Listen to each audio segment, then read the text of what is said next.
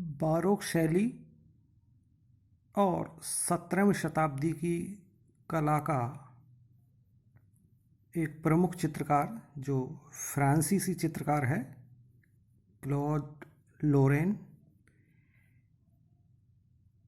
Nicholas पुसिन का ही समकालीन चित्रकार है ये, और निकोलस पुसिन के समान ये इटली के रोम नगर में जाकर के बस गया था। वहीं इसने अपना सारा चित्रण कार्य किया और अपना जीवन वहीं बिताया। 1600, 1604 और 1605 तीन इसके जन्म के वर्ष हैं। ये बहुत गरीब परिवार से था और इसके पिता की मृत्यु बाल्यकाल में ही हो गई थी।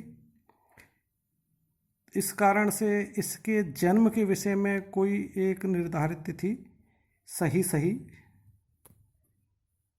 प्राप्त नहीं होती है। तो कहीं 1600 है, कहीं 1604 है, कहीं 1605 है। तो ये तीन जन्म के वर्ष हैं इसके। लोरेन नामक क्षेत्र है, प्रांत है फ्रांस में, वहाँ इसका जन्म हुआ था। मृत्यु का जो डेट है वो 23 नवंबर 1682 है और रोम नगर में जाकर के बस गया था, वहीं इसकी मृत्यु हुई इटली में।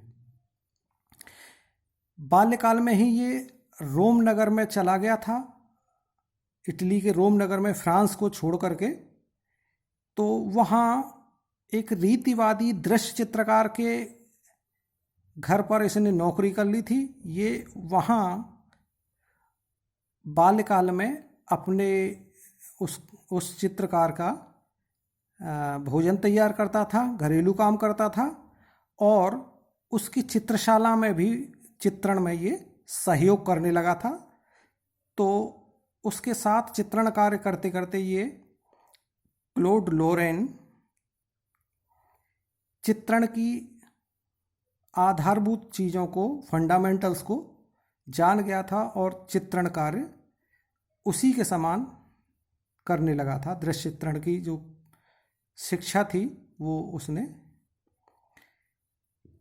रीतिवादी दृश्य चित्रकार से प्राप्त की, जो रोम में ही रहता था। और बहुत जल्दी ही यह एक प्रसिद्ध दृश्य चित्रकार के रूप में रोम नगर में स्थापित हो गया था। मुख्य रूप से यह इटली के शास्त्रीय दृश्य चित्रण परंपरा का चित्रकार है।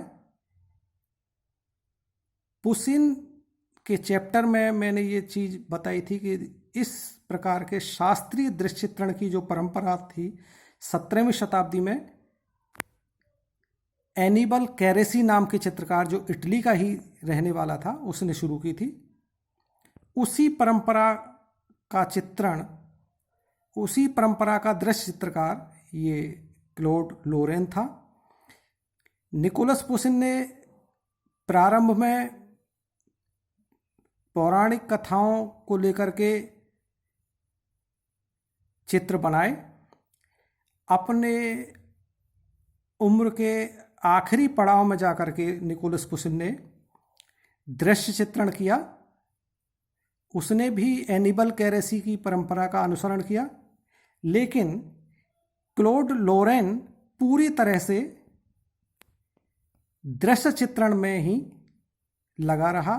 उसने निकोलस पुसिन की तरह से पौराणिक, धार्मिक, ऐतिहासिक घटनाओं को लेकर के चित्र नहीं बनाए। उन्होंने, क्लॉड लोरेन ने दृश्य चित्रण को अपना मुख्य विधा के रूप में उसने स्वीकार किया था। यद्यपि दृश्य चित्रण में भी विषय वस्तु उसी तरह की होती थी जिस तरह की पौराणिक चित्रों में, धार्मिक चित्रों में और ऐतिहासिक घटनाओं से संबंधित चित्रों में होती थी। दृश्य चित्रण में और पौराणिक कथाओं के चित्रण में केवल ये अंतर होता था कि वहाँ आकृतियाँ और विषय वस्तु प्रमुख होती थी, जबकि दृश्य चित्रण में आकृतियां बहुत छोटे आकार की बनाई गई हैं। संपूर्ण चित्र जो है प्रकृति दृश्य के रूप में दिखाया गया है, उसमें बहुत छोटी छोटी आकृतियां बनाई गई हैं। स्वतंत्र रूप से दृश्य चित्रण क्लोड लोरेन ने नहीं किया है। इससे पहले भी इस तरह की परंपरा देखने को नहीं मिलती है कि किसी चित्रकार ने स्वतंत्र रूप से दृश्य चित्रण या प्रकृति चित्रण किया हो, लैंडस्केप पेंटिंग की हो। प्रत्येक चित्रकार ने जो लैंडस्केप या दृश्य चित्रण करता था वो किसी न किसी पौराणिक ऐतिहासिक घटना को उसमें जोड़ देता था, उससे संबंधित आकृतियों को, छोटे छोटे आकृतियों को उसमें जोड़ देता था। लेकिन स्वतंत्र रूप से दृश्य चित्रण, लैंडस्केप पेंटिंग जैसा कि आधुनिक काल में देखने को मिलता है, वो परंपरा यहाँ दृश्य चित्रण की इस प्रकार की नहीं मिलती है देखने को। 1630 तक इटली में क्लोड लोरेन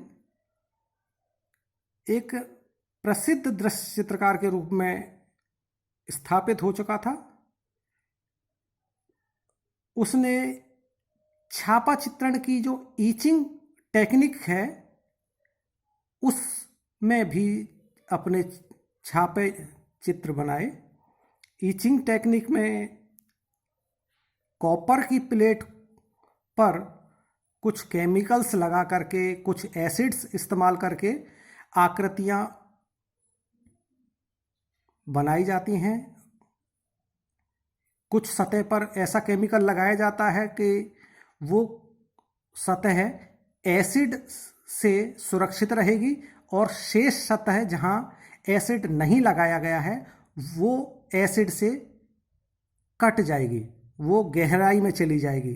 तो उससे छापा चित्रण की मशीन में उस प्लेट को लगा करके, उसके साथ पेपर लगा करके, उसके साथ कलर्ड इंक और कलर लगा करके छापा चित्र प्राप्त किए जाते हैं। तो ये ईचिंग टेक्निक है, इसमें भी उसने, क्लोड लोरेन ने चित्र बनाए थे।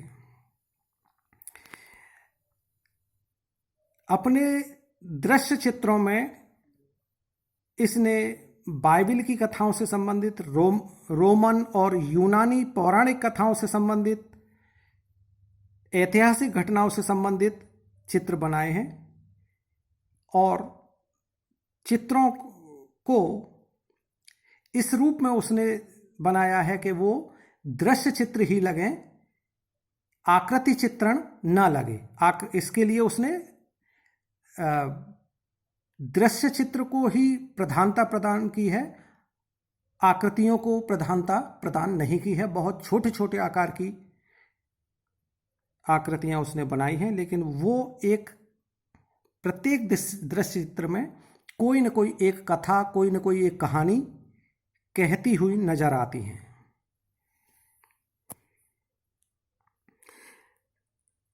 क्लोड लोरेन के चित्र, दृश्य चित्र बहुत आकर्षक और मूल्यवान हुआ करते थे। उनकी मांग इटली के अतिरिक्त दूसरे देशों में भी, दूसरे यूरोपीय देशों में भी होने लगी थी।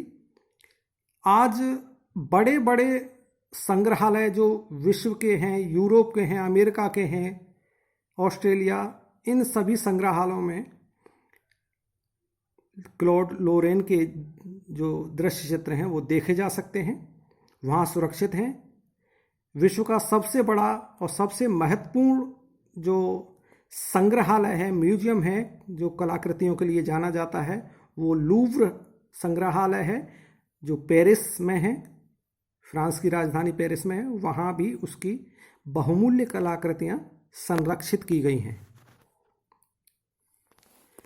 उसके दृश्य चित्रण की सबसे महत्वपूर्ण और सबसे आकर्षक चीज ये है जो उसको अपने समकालीन और अपने से पूर्व के जो दृश्य चित्रकार रहे हैं उनसे एकदम से अलग करती है। वो ये है कि उसने अपने अधिकांश चित्रों में आसमान में सूर्य के प्रकाश को बहुत आकर्षक तरीके से दर्शाया है।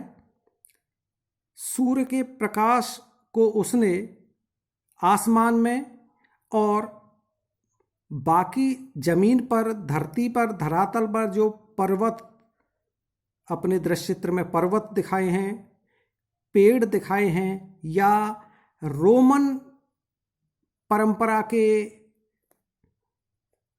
वास्तु और स्थापत्य के स्ट्रक्चर्स दिखाए हैं, उन सभी पर ये प्रकाश पड़ता हुआ दिखाया गया है, जो बहुत ही आकर्षक लगता है।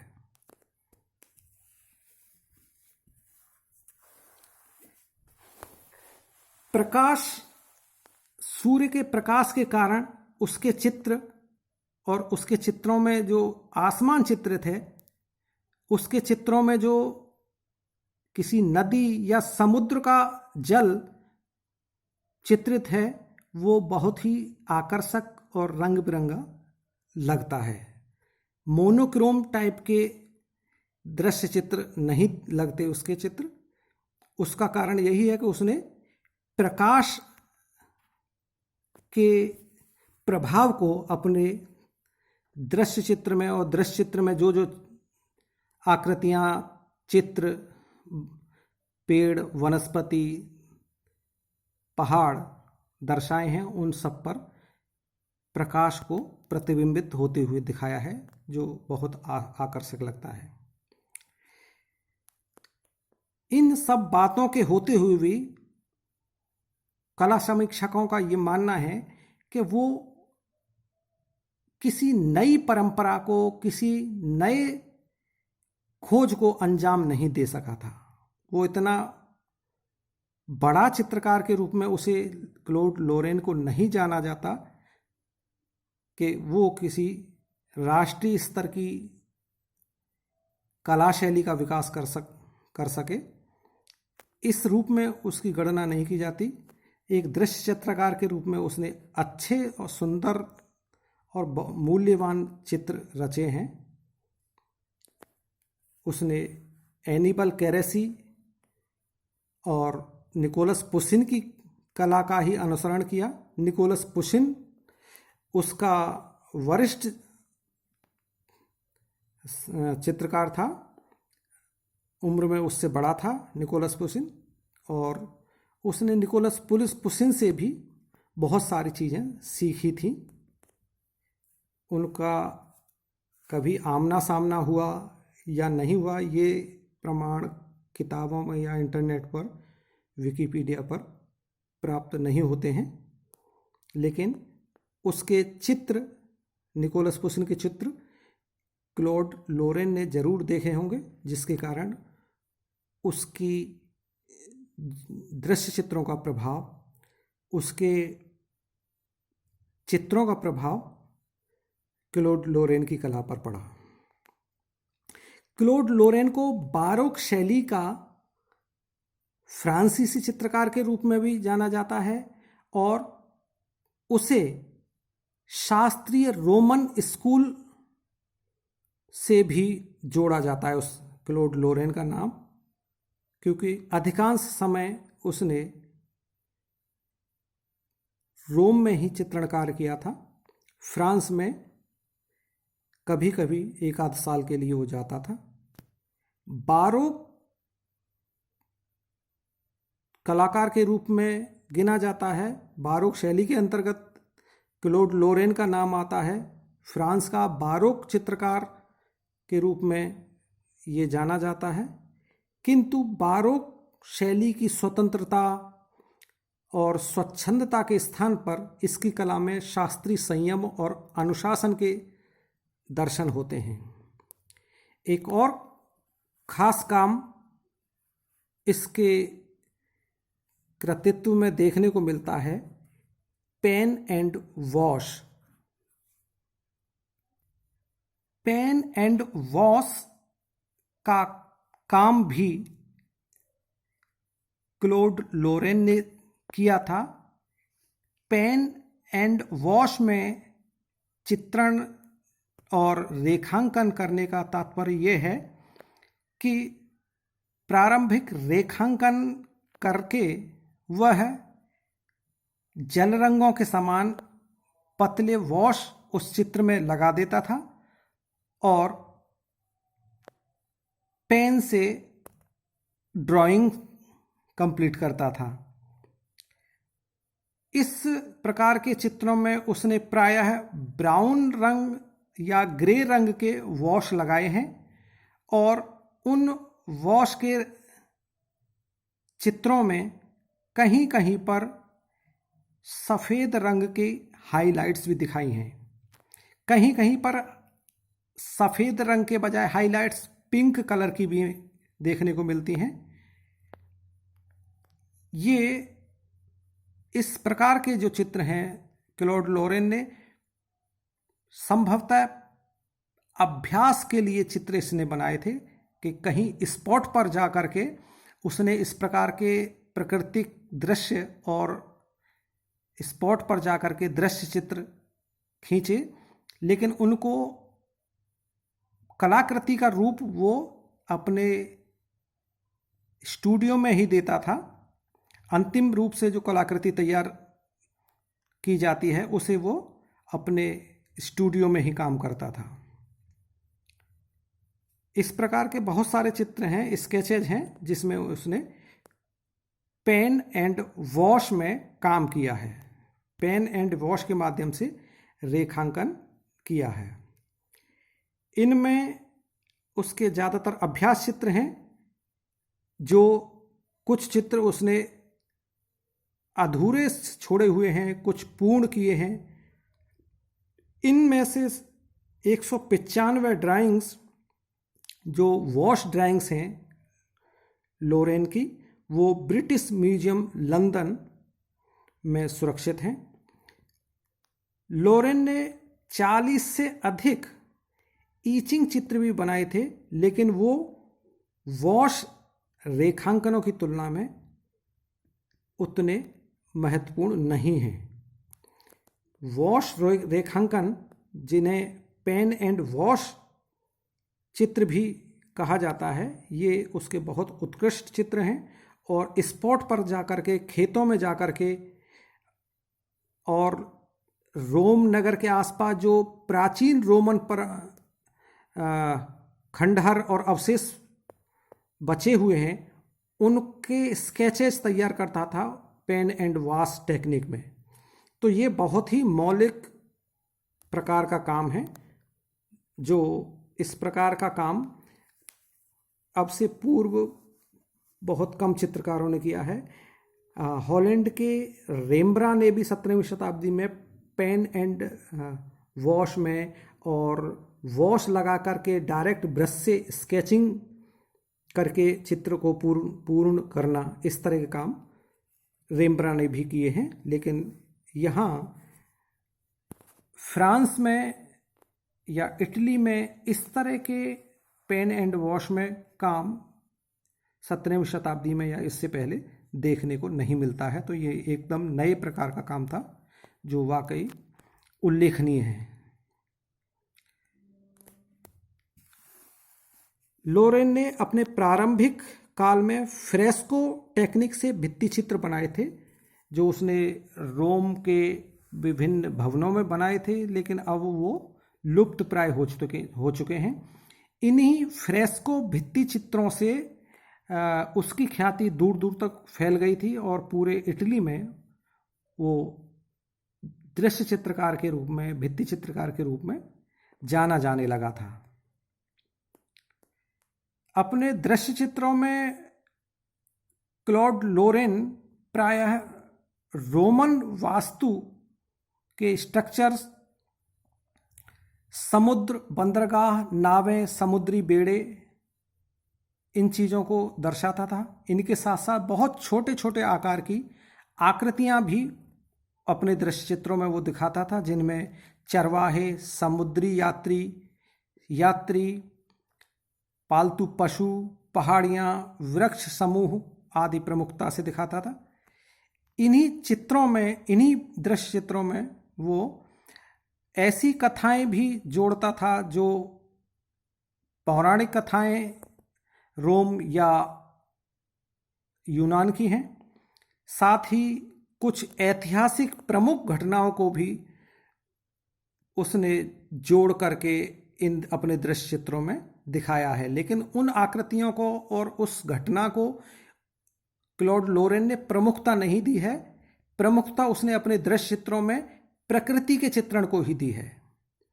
आकृतियों को बहुत छोटे आकार में दर्शाया है ताकि दर्शक का ध्यान आकृतियों और कथा के बजाय दृश्य चित्रण पर ही बना रहे। पालतू पशु, पहाड़ियां, ये सारी चीजें दर्शाता था। क्लॉड लोरेन के दृश्य चित्रों की सबसे अधिक आकर्षक उपलब्धि जो विशेष उल्लेखनीय है, आकाश में चमकता हुआ सूर्य तथा दृश्य व आकाश में रंगीन कोमल प्रकाश। उसके चित्रों में प्राचीन रोमन वास्तु शिल्प के जो अवशेष हैं उनका उसने गहन अध्ययन किया था। उससे संबंधित अभ्यास चित्र भी उसके प्राप्त होते हैं।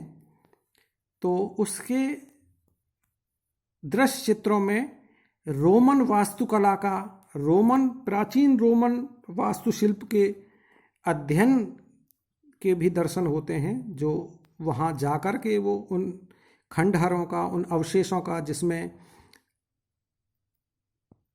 पुरानी बिल्डिंग्स हैं जिनकी खुदाई और जिनकी खोज 17वीं शताब्दी में, 18वीं शताब्दी में हुई थी।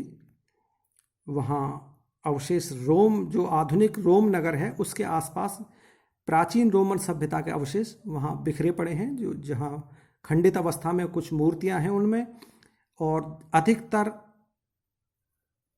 वास्तुकला के, भवनों के, संग्रहालयों के, राजकीय भवनों के अवशेष हैं जो खंडित अवस्था में हैं। उसमें बड़े बड़े पिलर्स हैं, बड़े बड़े ऊंचे स्ट्रक्चर्स हैं। उनको क्लॉड लोरेन अपने दृश्य चित्रों में अवश्य दिखाता था। उसके प्रति, इस प्राचीन रोमन वास्तु के प्रति उसका विशेष लगाव था। तो उसके दृश्य चित्रों को देखने से पता चलता है कि विशेष लगाव उसको प्रकृति से, प्राचीन रोमन वास्तुकला के स्ट्रक्चर से और सूर्य के प्रकाश से, इन 3 चीज़ों से उसका विशेष प्रेम उसके दृश्य चित्रों में देखने को मिलता है।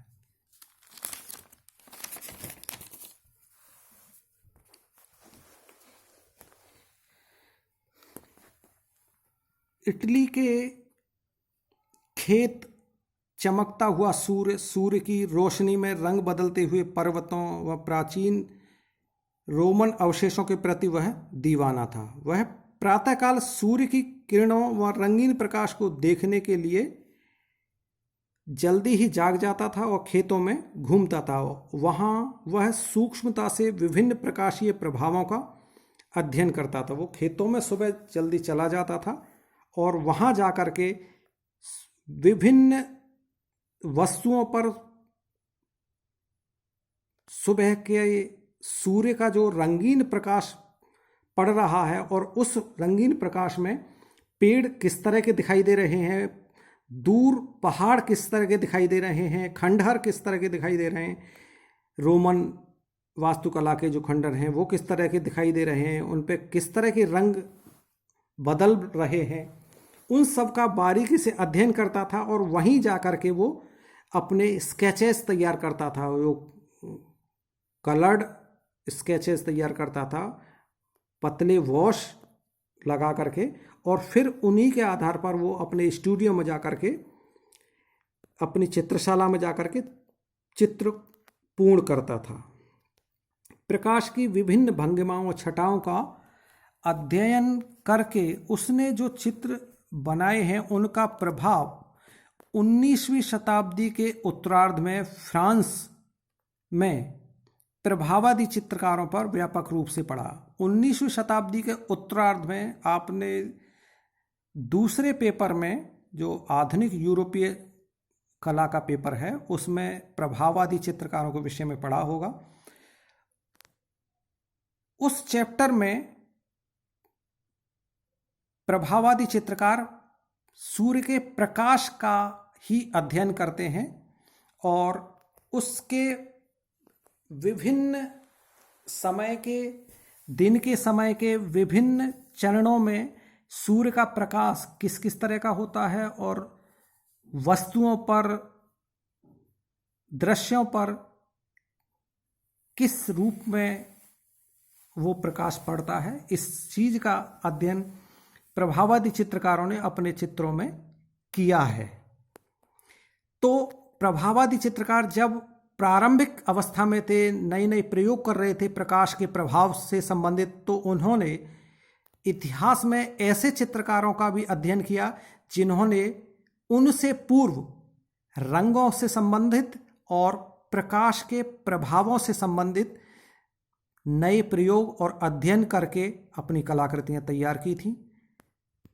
उन चित्रकारों में, इन प्रभाववादी चित्रकारों ने फ्रांस के 17वीं शताब्दी के चित्रकार, जिसने रोम में जाकर के चित्रणकार किया, दृश्य चित्रण बनाए, उसका, लोरेन के दृश्य चित्रों का, और विशेषकर उसके आसमान में जो उसने सूर्य दिखाया था, सूर्य के प्रकाश के प्रभाव को उसने अंकित किया था, उसकी स्टडी इन प्रभाववादी चित्रकारों ने प्रारंभ में की थी।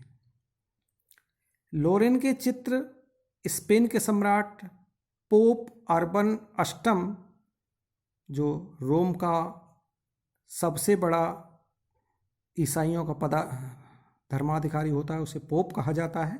17वीं शताब्दी में क्लॉड लोरेन के टाइम में कोई अर्बन अष्टम नाम के पोप रहे होंगे, जो रोम में ही रहते हैं। वेटिकन में उनका निवास स्थान है, जो वेटिकन में सिस्टाइन चैपल है, वहाँ वो रहते हैं। आज भी पोप का स्थान, निवास स्थान वेटिकन में ही है और वहाँ सिस्टाइन चैपल में वो रहते हैं।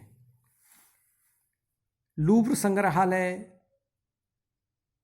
और अनेक प्रभावशाली सम्राटों के संग्रह में, कार्डिनलों के संग्रह में उसके चित्र उस समय थे। आज विश्व के अधिकांश संग्रहालयों में, बड़े बड़े संग्रहालयों में, जो यूरोपियन कंट्रीज में है, अमेरिका में है, ऑस्ट्रेलिया में है, उनमें क्लॉड लोरेन के बहुमूल्य दृश्य चित्र वहाँ देखने को मिल जाते हैं। वह अपने दृश्य चित्रों में छोटी छोटी आकृतियां इस टेक्निक से, इस विधि से चित्रित करता था कि वे दृश्य का ही अंग बन जाती थीं। वह पौराणिक, ऐतिहासिक कथाओं से ऐसे विषय चुनता था जिनका बहाना लेकर के, जिनका आश्रय लेकर के प्रकृति के विशाल प्रांगण में उन आकृतियों को नाटक की तरह से अभिनय करते हुए दर्शाया जा सके। इससे वह भव्य विशाल प्रकृति लोक की रचना करता था। वह प्रकाश का अधिक से अधिक प्रभाव दिखाता था अपने दृश्य चित्रों में, और छोटी छोटी आकृतियों पर, संपूर्ण दृश्य पर प्रकाश का प्रभाव सबसे अधिक महत्वपूर्ण तत्व है उसके चित्रों का। लोरेन के दृश्य चित्रों के अवलोकन करने पर हमारा ध्यान मानवाकृतियों पर कम जाता है, उसकी प्रकृति चित्रण पर अधिक ध्यान जाता है, क्योंकि उसने आकृतियों को कम महत्व प्रदान किया है और प्रकृति की वस्तुओं को अधिक भव्यता और प्रधानता प्रदान की है। उसके चित्रों में चित्रगत विस्तार और दूरी तथा वायवीय परिप्रेक्ष्य, एरियल पर्सपेक्टिव का अत्यंत सुंदर और आकर्षक चित्रण किया है, जो शताब्दियों तक चित्रकारों के लिए अनुकरणीय रहा है। उसने अपने दृश्य चित्रों में गहराई का भ्रम, दूरी का जो विस्तार है वो बहुत सुंदर और कोमल रंगों के साथ किया है। उसने इस चीज को इस ढंग से दिखाया कि आने वाले कई शताब्दियों के कलाकार, चित्रकार उसके इस विशेषता का अनुकरण करते थे कि वो चित्रगत विस्तार और दूरी को, गहराई के भ्रम को, वायवीय परिप्रेक्ष्य को कैसे चित्रित करें। उसके चित्र national gallery London, national gallery of art Washington, metropolitan museum New York, British museum London, ridge museum Amsterdam, Louvre संग्रहालय पेरिस और इसके अतिरिक्त भी अनेक संग्रहालयों में उसकी कलाकृतियां हैं। कुछ महत्वपूर्ण चित्र, दृश्य चित्र जो उसने बनाए, इनके टाइटल देखने में तो वो चित्र के समान लगते हैं जिस तरह से और चित्रकारों ने चित्र बनाए हैं, लेकिन देखने से पता चलता है कि ये चित्र किसी कथा के चित्र न होकर के वास्तव में दृश्य चित्र हैं। कथा तो इनमें बहुत कम स्थान लिए हुए है, कम महत्वपूर्ण है कथा, लेकिन इनके टाइटल कथा के रूप में ही हैं। एम्बार्क्शन ऑफ द क्वीन शेबा कोई ऐतिहासिक घटना से संबंधित है। शेबा की रानी की सागर यात्रा दृश्य चित्र के रूप में है। सी पोर्ट एट सनसेट बहुत ही सुंदर चित्र है। इसमें बैकग्राउंड में सनसेट होते हुए दिखाया है, उसकी जो लालिमा पूरे दृश्य पर पड़ रही है, जिसमें समुद्री नाव, समुद्री बेड़े हैं, समुद्र का जल है, उन सब पर सूर्य की लालिमा दिखाई गई है। Landscape with the Psyche outside the palace of Cupid. Cupid प्रेम का देवता है यूनानियों का, साइक भी इसी तरह का देवता है। उसके पैलेस को दिखाया गया है। आकृतियां बहुत छोटी हैं इसमें अंकित की गई हैं, दिखाई भी नहीं देती हैं छोटे आकार के चित्र अगर देखें तो। लैंडस्केप और किले, जो पैलेस है किसी पहाड़ी टीले पर, वो ज़्यादा महत्वपूर्ण दिखाई देता है। पेस्टोरल लैंडस्केप, शाम के समय एक चरागाह में जिसमें पेड़ भी खड़े हैं, पेड़ों के समूह हैं, पीछे पहाड़ी दृश्य है, उसमें एक चरवाहे को अपने पालतू पशु चराते हुए दर्शाया गया है। Sea port with the embarkation of Saint Ursula. कोई सेंट उर्सुला हैं, वो सागर यात्रा के लिए जा रहे हैं, तैयार हैं। क्लियोपेट्रा एक मिस्र की महारानी थी जो रोम के शासक जूलियस सीजर से उसका नाम जुड़ा हुआ है। वो जब आक्रमण करता है जूलियस सीजर मिस्र पर, तो क्लियोपेट्रा वहाँ की महारानी होती है, तो ये उस घटना से संबंधित है क्लियोपेट्रा का दृश्य। Landscape with हेगर and the angel. इस चित्र में लैंडस्केप दिखाया गया है और हेगर नाम का कोई इजिप्शियन व्यक्ति है,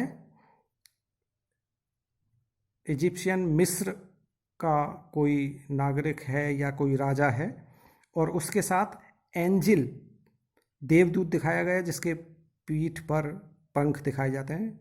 the Trojan woman setting fire to their fleet. समुद्री दृश्य है जिसमें समुद्री बेड़े, नावों के, जहाज़ों के बेड़े दिखाए गए हैं। इसमें अग्रभूमि में कुछ स्त्रियां हैं। ट्रोजन वुमन से तात्पर्य है ट्रॉय नगर की, तो ये यूनानी पौराणिक कथा से संबंधित है, क्योंकि ट्रॉय नगर यूनानी कथाओं में ही इसका जिक्र आता है, ट्रॉय नगर का। कोस्ट, समुद्री किनारा, कोस्ट का मतलब समुद्री किनारा। Coast view with the abduction of Europa. Europa Phoenix या एग्नोर की पुत्री थी, जो फिनिशिया का राजा था, वह बहुत सुंदर थी। और यूनानियों का सबसे बड़ा देवता जो जियस है, वह सफ़ेद बैल के रूप में आता है और यूरोपा को क्रीट द्वीप, जो यूनान के निकट ही समुद्री द्वीप है एक, उस पर उठा करके जबरन ले जाता है। इस घटना का चित्रण इस चित्र में है, coast view with the abduction of Europa. तो ये आपका चैप्टर कंप्लीट हो गया है। और ये जो चित्र हैं इन्हें आप इंटरनेट पर इन चित्रों को देख सकते हैं, पेंटिंग्स ऑफ क्लॉड लोरेन डाल करके। और इन चित्रों में जो कथा है उनकी थीम अगर देखनी हो तो इस प्रकार से इंटरनेट पर, गूगल पर या क्रोम पर सर्च करें कि थीम ऑफ, फिर चित्र का टाइटल दे दिया, जैसे theme of embarkation of the queen Sheba. तो इस तरह से सर्च करेंगे तो इंटरनेट पर उस चित्र से संबंधित कथा आ जाएगी, कोई कहानी जो पौराणिक कथा से जुड़ी हुई है वो निकल आएगी, तो कुछ और जानकारी आपको एक्स्ट्रा मिल जाएगी।